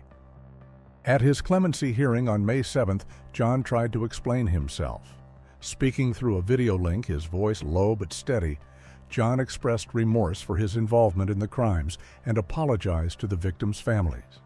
"I'm not an evil person," he said. "I was caught in a situation I couldn't control. I can't change the past, but I would if I could." However, during that hearing, clemency was denied, and the execution date remained in place. John didn't request anything special for his final meal. No favorites, no last indulgences. Just the standard tray handed out that Wednesday evening, which was chicken pot pie, 2 rolls, 2 fruit cups, and carrots. Ordinary food on an extraordinary night. Then his final morning came. On June 12, 2025, John was executed by lethal injection at the Oklahoma State Penitentiary. Strapped to the gurney, John spoke his last words. "Just forgive me and peace to everyone." The execution began at 10:01 a.m. After the drugs began to flow, a doctor entered the death chamber at 10:06 a.m. and declared him unconscious. The process was smooth without any reported complications. He was pronounced dead at 10:11 a.m. George John Hansen was 61 years old. Just 1 day later, after spending almost 20 years on death row, Stephen Stanko was executed by lethal injection in South Carolina. But before we talk about his final moments, let's look at what got him on death row in the first place. Stephen Stanko knew how to present himself. On the surface, he looked like a man rebuilding his life, a thoughtful, well-spoken ex-con with a book under his belt and a story to tell. But that book was born out of a decade-long sentence for assault and kidnapping handed down in 1996, of which he served nearly 9 years. After getting out of prison in 2004, Stephen Stanko settled in Myrtle Beach. He told people he wanted a fresh start, but something darker was brewing. He spent long hours at the public library under the pretense of writing a book about serial killers. There, he charmed a librarian named Laura Ling. She invited him into her home, where she lived with her 15-year-old daughter. But on April 7, 2005, that trust shattered. Stephen claimed an argument spiraled out of control, but what followed was a calculated attack. He tied Laura up and beat her, then assaulted her daughter. When the girl woke up, dazed and bloodied, she saw Stephen strangle her mother. But when she tried to stop him, he slit her throat and walked away, believing she was dead. But she survived. She dialed 911 and gave police just enough time to start hunting. At the same time, Stephen had already driven to Conway, where he manipulated 74-year-old Henry Turner into letting him stay the night. The next morning, Stephen walked toward him with a gun and shot him, beat him, and fired again. After killing Henry, Stephen drained his bank account and used the money to bar hop in Columbia, laughing and buying drinks. By the time he reached Augusta, Georgia, he was pretending to be a wealthy businessman in town for the Masters golf tournament. But on April 12th, the woman he was staying with saw his face in the paper, and she called the police. Hours later, Stephen was arrested without a fight. Inside his home, investigators found articles on Jeffrey Dahmer, Gary Ridgway, and other serial killers, clear signs that he'd been studying them. In 2006, he stood trial for Laura's murder and was sentenced to death, and he got 110 more years for the assault and attempted murder of her daughter. In 2009, he was convicted again for killing Henry and handed another death sentence. On Friday, June 13, 2025, Stephen's time ran out. He ate fried fish, fried shrimp, crab cakes, a baked potato, carrots, fried okra, cherry pie, banana pudding, and sweet tea. On his final evening, he was strapped to the gurney with one arm outstretched, where medical staff inserted an IV line to administer the lethal drug. The execution began after Stephen's attorneys read a 3.5-minute final statement. In it, Stephen apologized to his victims and asked not to be judged by the worst day of his life. "I am truly sorry for the pain and loss that I caused in this horrible situation. Sorry is never enough, but that does not mean it should not be said." He also talked about how he was an honor student and athlete and a volunteer, and asked several times not to be judged by the night he killed 2 people. "I have lived for approximately 20,973 days, but I am judged solely for 1. He once again apologized to his victims and their families. "Once I am gone, I hope that Christina, Laura's family, and Henry's family can all forgive me. The execution may help them. Forgiveness will heal them." When the signal came, the prison officials asked for the first dose of the sedative pentobarbital. Stephen moved his lips, appearing to be saying words, and turned toward the families of the victims. He then let out several quick breaths as his lips quivered. He appeared to stop breathing after a minute. A prison employee asked for a second dose of pentobarbital about 13 minutes later. Stephen was pronounced dead at 6:34 p.m. Stephen Christopher Stanko was 57 years old. 11 days later, the next execution was scheduled. On June 24, 2025, after more than 30 years on death row, Thomas Lee Gudinas was executed by lethal injection in Florida. But before we talk about his final moments, let's look at what got him on death row in the first place. On May 23, 1994, Thomas vanished into the night after bar hopping through Orlando with friends. But while his roommates wrapped up their evening at Barbarella's nightclub, Thomas disappeared. Around 2 a.m., 22-year-old Michelle McGrath left the same club to get her car, but she never made it. Her fiancé searched, but the lot was silent. The next morning, a school staffer found her body crumpled behind a brick wall near the Pace School, naked, lifeless, and discarded like trash. At nearly the same time, a man flagged down a cop nearby to report a strange pile of clothing beside a red Geo Metro. But by then, Thomas had already fled the scene, driving off in Michelle's stolen car. Another woman, Rochelle Smith, had narrowly escaped a similar attack at the same club just an hour before Michelle. When she saw news of the killing, she went straight to police and identified Thomas from a photo lineup.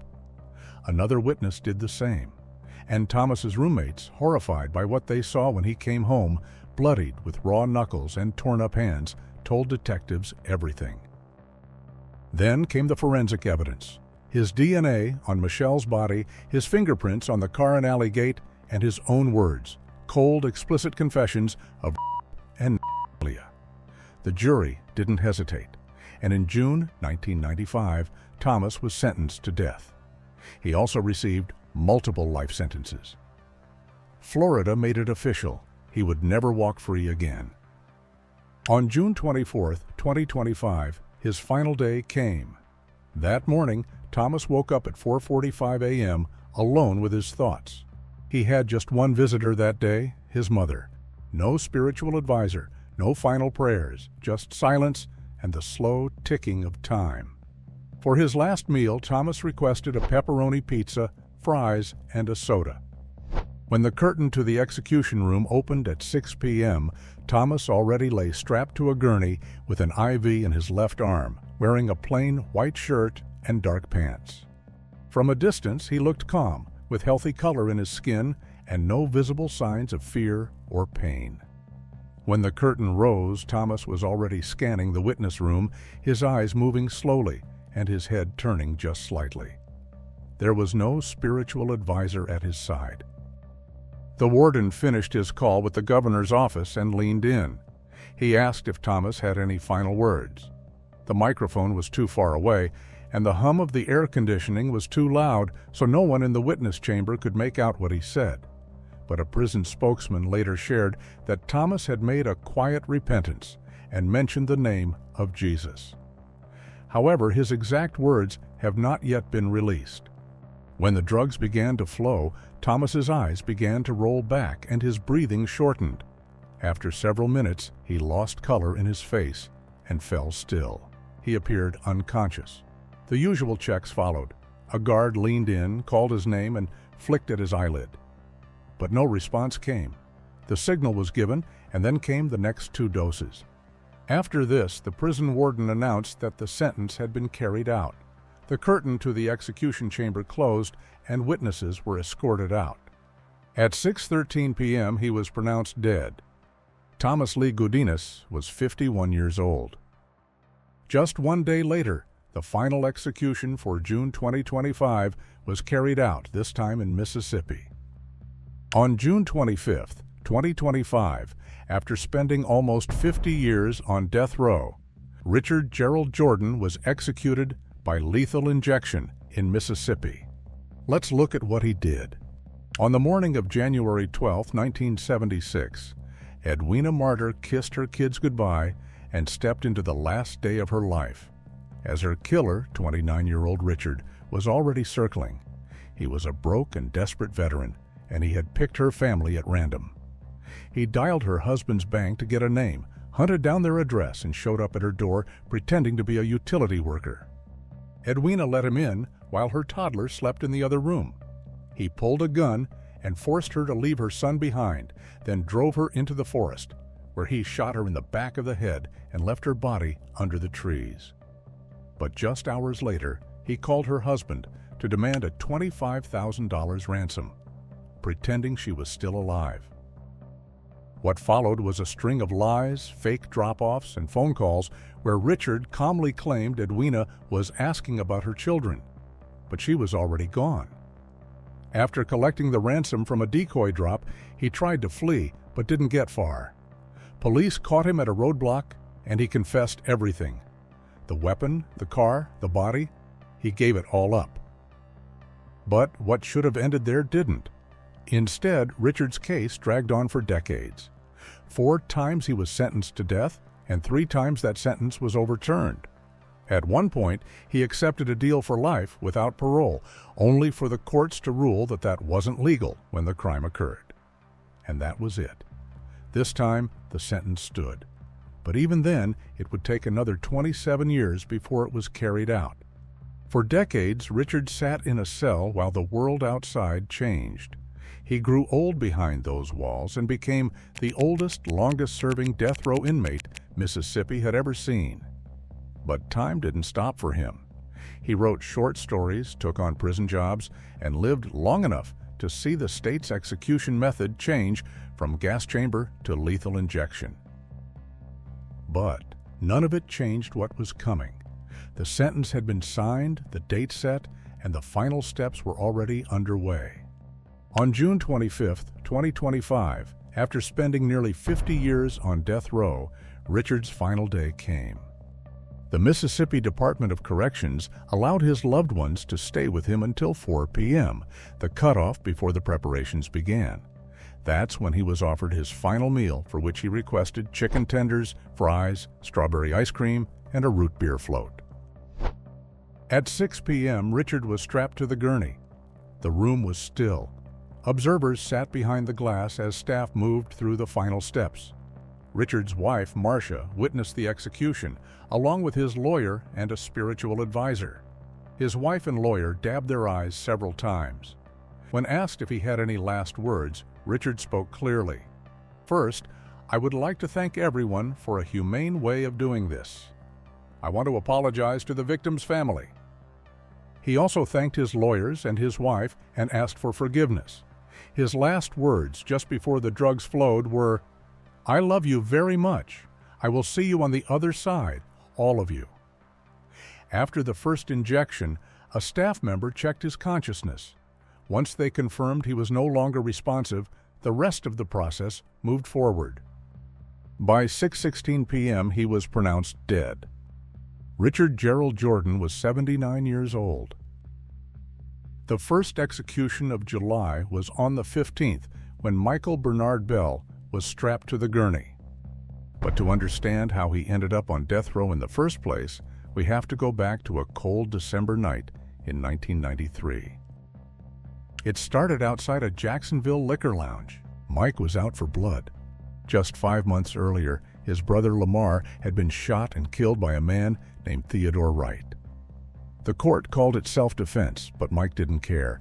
He told anyone who would listen he was going to settle the score. And he meant it. He got his hands on an AK-47, a full clip, and 160 rounds of ammo, supplied by his girlfriend Erica. On December 9th, he spotted a yellow Plymouth parked outside the lounge and believed it belonged to Theodore, but Theodore had sold it. Inside were 3 young people who had nothing to do with Lamar's death: 22-year-old Jimmy West, Theodore's half-brother, 18-year-old Tamika Smith, and one of her friends. But Mike didn't know that, and he didn't care to check. He pulled on a mask, raised the rifle, and opened fire. 12 bullets ripped into Jimmy, killing him instantly. 4 hit Tamika. She died on the way to the hospital. The third woman ducked into the floorboard and survived. But Mike wasn't done. He turned toward the crowd outside and opened fire again. Bullets hit the wall and the surrounding, almost hitting innocent people. Later that night, he went to his aunt's house and calmly said, "Theodore got my brother, and now I got his." Police had witnesses but no arrest, until a year later when 2 inmates came forward with a name. One of them claimed to be there that night. Then Erica, Mike's girlfriend, confirmed she had helped him get the rifle the day before the murders, and this sealed his faith. At trial, Mike claimed self-defense, just like Theodore had, but no one believed it. He was convicted of 2 counts of first-degree murder and gave him 2 death sentences. But that wasn't the full story.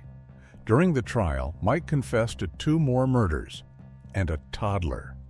Back in 1989, he had shot and killed his girlfriend, LaShawn Cowart, and her 2-year-old son, Travis, during an argument in a car. Then, in 1993, just 4 months before the liquor lounge shooting, he tracked down and killed his mother's abusive boyfriend, Michael Johnson.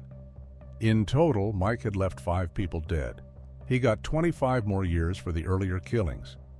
And for the next 30 years, he sat on death row while his attorneys fought every angle: racial bias, prosecutorial language, witness inconsistency. But none of it stuck. Every appeal failed. On Tuesday, July 15, 2025, Mike woke up at 6:30 in the morning. He had a final meal of an omelet, bacon, home fries, and a glass of orange juice. Afterward, he met with a spiritual advisor, but no one else came to visit. He had filed a last-minute appeal, hoping the U.S. Supreme Court would intervene, but they denied his request. And with that, the clock kept moving. At 6 p.m., he was strapped to the gurney inside the execution chamber. The IV lines were inserted, and the warden stepped forward to ask if he had any last words. Mike looked up and said, "Thank you for not letting me spend the rest of my life in prison." And with that, the drugs began to flow. His chest rose once, then settled. A few minutes later, at 6:25 p.m., he was pronounced dead. Michael Bernard Bell was 54 years old. Let's move on to the next one. On July 31st, 2025, after spending 29 years on death row, Edward J. Zakrzewski was executed by lethal injection at Florida State Prison. Let's go back and look at how this case unfolded. It was June 9, 1994, in the quiet town of Mariester, Florida. Edward was 29 years old, a technical sergeant in the U.S. Air Force, and married with 2 young kids. On the outside, he looked stable, disciplined, dependable. But that picture was already falling apart. His marriage to Sylvia was on its last legs, and he'd made threats before. Neighbors had heard him say it. If she ever tried to leave, he'd kill the whole family before letting that happen. And that morning, Edward got a call at work. His 7-year-old son, Kim, was on the line. Calmly, the boy told his father that Sylvia was filing for divorce and taking them to Korea with her. Edward said nothing. He left the base during lunch, walked into a hardware store, and bought a machete. Then he went right back to work like nothing had changed. But everything had. That night, he came home first. He hid the machete in the bathroom. Nearby, he laid out a crowbar and a rope. Then he waited. Sylvia walked through the front door, unaware her husband had turned their home into a kill zone. She sat down in the living room, exhausted. Edward came up behind her and brought the crowbar down hard, once, then again. She collapsed but didn't die. He dragged her to the bedroom and strangled her with the rope. Then he called for Kim. The boy walked in to brush his teeth. That was the routine, but this time Edward wasn't brushing his teeth. He was ending lives. He raised the machete and swung. Kim tried to block the blade with his arm, but it wasn't enough. The second swing hit his neck, and the third one hit his back. The boy collapsed and died next to the sink. Then came 5-year-old Anna.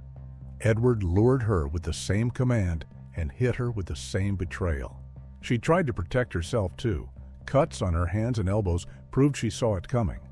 But like her brother, she didn't stand a chance. Edward dragged Sylvia's body into the bathroom and placed her next to the children. Unsure if she was dead, he swung the machete one final time, and when he was done, he just walked out the door, drove to Orlando, flew to Hawaii, and disappeared. Under the name Michael Green, he joined a secluded religious commune and slept in a shack on a hillside like the world had never known his name. Back in Florida, silence didn't last. Edward failed to show up at work the next day. Military police filed him as AWOL, and deputies were sent to check the house. Inside, they found what he left behind: 3 bodies, blood everywhere, and a missing husband.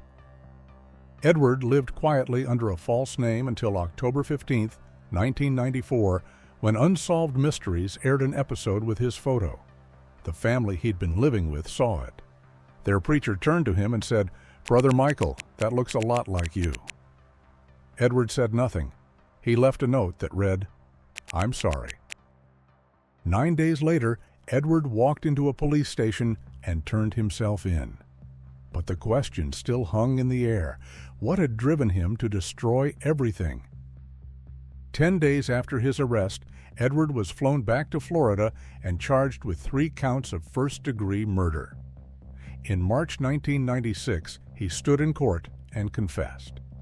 Therefore, the trial moved straight to sentencing, where they asked for the death penalty on all 3 counts. On April 19, 1996, Edward received 3 death sentences. For the next 29 years, Edward sat on death row. He filed appeal after appeal, but nothing stuck. Then, on July 31st, his final day began before sunrise. Edward woke up around 5 a.m. and quietly prepared for what was coming. He was allowed one final visit, but he declined the offer to meet with a spiritual advisor. For his last meal, he ordered fried pork chops, potatoes, bacon, fried onions, toast, root beer, a slice of pie, a scoop of ice cream, and a cup of coffee to wash it all down. Later that day, Edward was led into the execution chamber and strapped to the gurney. The curtain to the witness room rose at around 6 p.m., and by then he was already covered with a white sheet. There were 14 witnesses present, plus media reporters and prison staff. When the warden asked if he had any last words, Edward didn't hesitate. "I want to thank the good people of the Sunshine State for killing me in the most cold and calculated, clean, humane, and efficient way possible," he said. "I have no complaints whatsoever."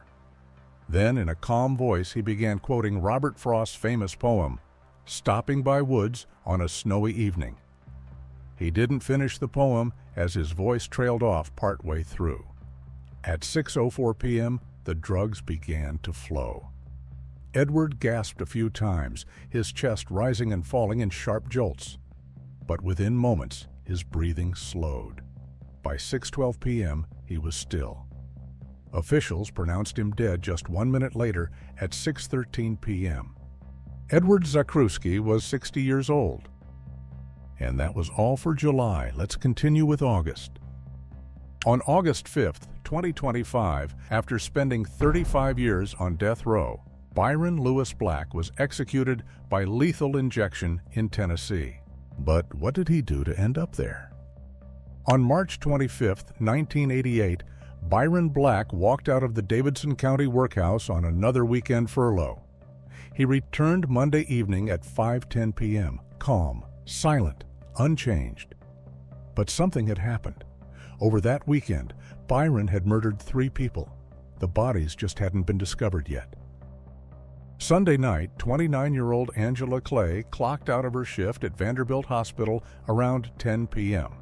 Her on-again, off-again boyfriend, Byron Black, was there to pick her up and bring her home. That night, while the apartment was quiet, Byron slipped in. Angela and her 2 daughters were sound asleep. LaToya in the bed next to her, and Lakeisha slept in the next room. Byron raised a revolver and shot Angela once through the top of the head. She died instantly.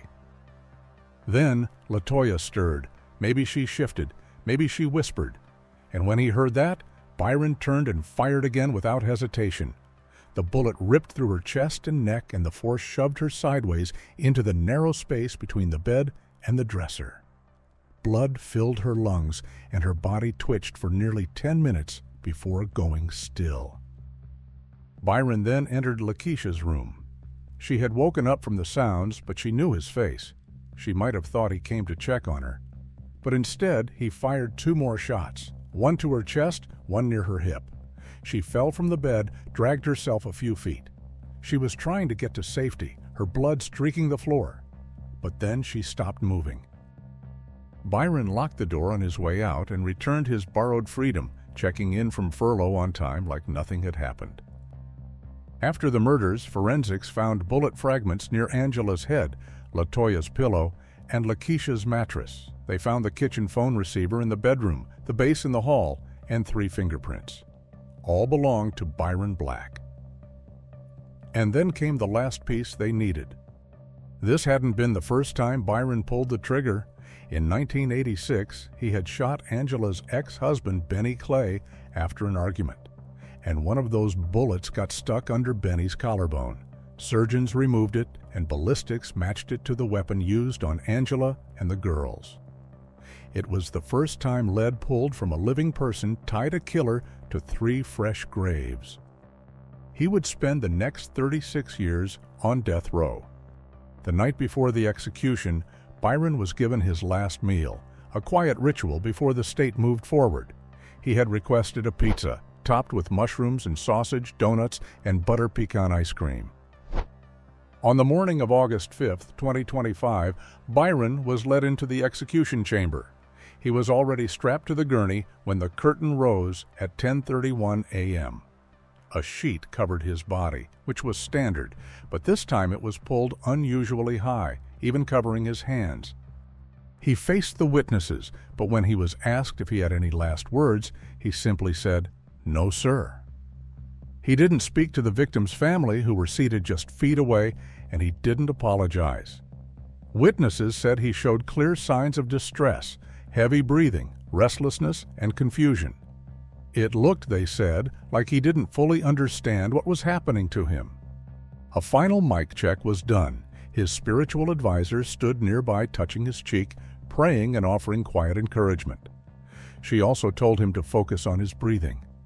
Byron began sighing and breathing heavily, almost panting, as if fear was overtaking him. When the drug started flowing, he looked around and raised his head, clearly unsettled. Witnesses described him as moving more than expected. At 10:33, he was groaning. "I can't do this," he told his spiritual advisor. "This is hurting so bad." The advisor leaned in, calm but helpless, and said softly, "I'm so sorry." Then she continued praying. Just a few moments later, he raised his hand one final time, then went still at 10:36 a.m. By then, the full dose had been administered. A mandatory 5-minute waiting period followed, and at 10:43 a.m., Byron was pronounced dead. Byron Lewis Black was 69 years old. The next execution took place on August 19, 2025. After spending 43 years on death row, Cale Barrington Bates was executed by lethal injection at Florida State Prison. But what did he do that got him on death row in the first place? On June 14, 1982, 24-year-old Janet Renee White was attacked at her office in Lynn Haven, Florida. That morning had started like any other. A slow Monday, with Renee catching her favorite soap opera on lunch break while her husband Randy made her a sandwich. At 1 p.m., she left home with a honk and a wave. Minutes later, she returned to her desk and answered the phone. On the line was her friend Geraldine Gilchrist, but the call turned into a nightmare. Renee suddenly screamed, and then the line went dead. Officers arrived within minutes, but it was too late. Her white car was still parked outside, but Renee was gone. Her body was found in the woods 50 feet behind the office. She had been beaten, stabbed repeatedly, and sexually assaulted. There was male DNA on her legs, and her wedding ring was missing. And then, from the tree line, a man emerged. Cale Barrington Bates, a delivery driver, walked out of the woods with cattails in his hand. His shirt was streaked with mud, his jeans were soaked, and there was blood on him. He claimed he was just picking plants. But when police questioned him, the lies began to pile up. At first, he denied knowing anything. Later, he claimed he stopped to ask for directions. Then he said he saw a white man attacking Renee and fled. Lastly, he said Renee had sprayed him with mace, they struggled, and she stabbed herself. He admitted trying to force himself on her, but denied stealing her ring, which they had found in his pocket. When he finally testified, he denied saying any of it. Now he claimed he slept in his truck, woke up, found the office trashed, saw her body, and ran in panic. But the jury didn't believe him. In 1983, Cale was convicted of kidnapping, armed robbery, attempted sexual battery, and first-degree murder, and he was sentenced to death. After 43 years, he finally had a date, August 19, 2025. That day, Cale woke up at 5:15 a.m. Like many on death row, he had the option to request a final meal, something familiar, comforting, or symbolic. But Cale declined. He didn't want anything. Instead, he sat quietly in his cell, waiting. He had 3 visitors that morning, his daughter, his sister, and his brother-in-law. And while he could have met with a spiritual advisor before the execution, he chose not to. As the hours passed, he didn't speak much. He just waited for what was coming. By 6 p.m., he was strapped to the gurney inside the Florida State Prison. Just a few feet away, Renee's husband, Randy White, sat among the witnesses, still grieving after all these years.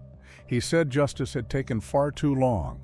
This has just been hanging out there for 43 years, he told reporters, worried that either he or Cale might die before the execution ever happened. But now, with the end finally in sight, Randy said he could let go of at least part of the pain. "At least this part I can put behind me and not think of it again," he said. "I can be done with it." The execution began at 6:01 p.m. When asked if he had any final words, Cale simply said, no words for his loved ones, no message for the victim's husband, and no apologies. About a minute after the drugs started flowing, Cale began breathing faster, but that only lasted for a moment. Within another minute, he stopped. At 6:05 p.m., the warden stepped forward, touched his face, shook his shoulders, and called out his name. But Cale didn't respond. A few minutes later, at 6:17 p.m., he was officially pronounced dead. Cale Barrington Bates was 67 years old. And that brings us to the last person executed in August 2025. On August 28, 2025, after spending 33 years on death row, Curtis Lee Wyndham was executed by lethal injection at Florida State Prison. But what did he do to end up strapped to a gurney? "You're going to read about me," Curtis Wyndham said on the day that everything went south. And they did, but for all the wrong reasons. Curtis Lee Wyndham was just 26 years old on February 7, 1992, when he set off on a path that left 3 people dead before the sun went down. But for Curtis, that day wasn't the beginning. It was the breaking point, years in the making. At the center of it all was 27-year-old Valerie Davis, his on-again, off-again girlfriend, and the mother of their 9-month-old daughter. At the time, Valerie lived with her mother, Mary Lubin, who had been just 14 when Valerie was born. Curtis also had a best friend, 23-year-old Johnny Lee, who owed Curtis $2,000 in drug money. And worse, there were rumors swirling that Johnny was seeing Valerie behind Curtis's back. And that February morning, everything boiled over. A man named Jack Luckett told Curtis that Johnny had just walked away from the dog track with a small payout, just $114. It wasn't much, but to Curtis, it felt like a slap in the face. He lost it, looked at Jack and said, "Going to read about me." By noon that day, he had purchased a handgun, shot and killed his best friend Johnny Lee in public, gunned down his ex-girlfriend Valerie Davis in her apartment, and fatally shot Valerie's mother, Mary Lubin, at an intersection. He also shot Kenneth Williams, whom he suspected of being a police informant. But Kenneth survived after a month in the hospital. Witnesses were everywhere, and Curtis was arrested later that same day. In November 1992, a jury unanimously recommended the death penalty, and the judge sentenced Curtis to death for each of the 3 murders and added 22 years for the attempted murder of Kenneth.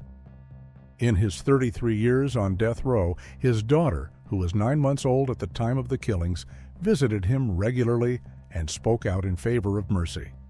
She said executing him wouldn't bring her mother or grandmother back. She learned the truth about her father at age 11 and struggled with it for years, but eventually forgave him. When his execution neared, she tried to stop it, calling him flawed, but not evil. But it didn't matter. His days were numbered. Curtis's final appeal for a stay was rejected on August 27, 2025, and 1 day later, his final day came. He woke up at 5 a.m. knowing the clock had run out. Officials later said he seemed in good spirits, but he had no visitors on his last day. For his last meal, he requested ribs, baked beans, collard greens, potato salad, and a slice of pie.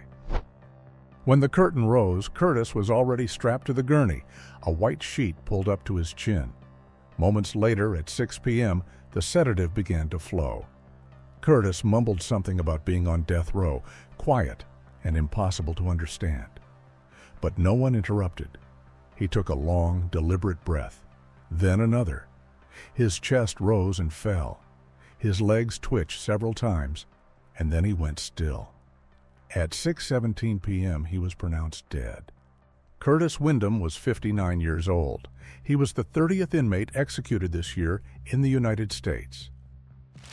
That concludes all prisoners executed in the first 8 months of 2025. If you liked this video, make sure to check out the next one, because just when you thought it couldn't get worse, well, it can.